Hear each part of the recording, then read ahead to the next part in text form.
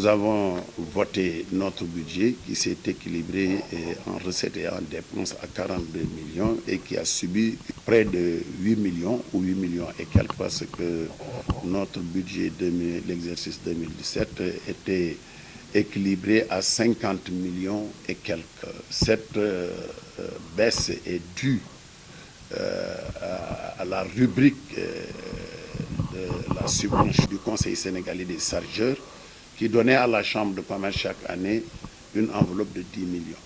Donc depuis 2 ans, nous n'avons pas reçu cette subvention et par mesure de prudence, nous avons décidé d'enlever cette rubrique en attendant les mesures qui seront prises par le Conseil.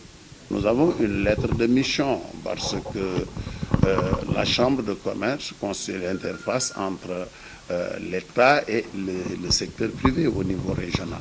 Donc, nous devons encadrer les opérateurs économiques, nous devons les assister, nous devons aussi être présents à leur côté en organisant des séminaires, des ateliers pour le renforcement des capacités des opérateurs économiques de la région dans tous les domaines parce que nous représentons toutes les composantes du secteur privé, l'agriculture, l'élevage, le commerce, l'industrie, les services. Donc c'est autant de secteurs que nous représentons au niveau régional.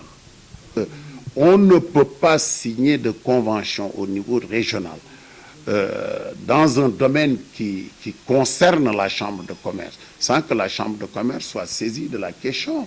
Donc, c'est une chose que nous condamnons avec la plus grande vigueur. C'est qu'il y a une convention et une convention engage l'État parce que déjà, moi je suis opérateur semencier.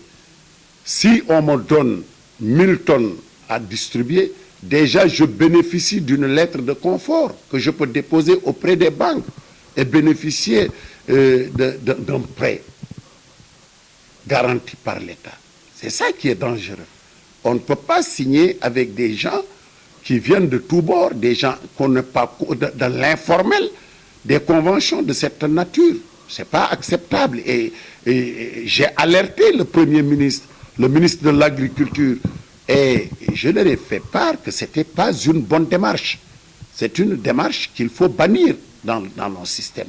Parce qu'on ne peut pas mettre la pression sur l'État et prendre des décisions à la place d'autres qui sont légitimes. La légitimité, c'est la Chambre de commerce. Nous devons être là-bas, recenser les entreprises qui sont entrées, mais qui sait, ces gens qui étaient partis, c'est qui? C'est qui? Où ils ont ces presses-là? C'est très dangereux et je lance un appel au chef de l'État de revoir cette forme. Ce n'est pas une bonne forme. C'est regrettable. Je peux considérer ça comme un acte quand même qui ne respecte pas les procédures parce que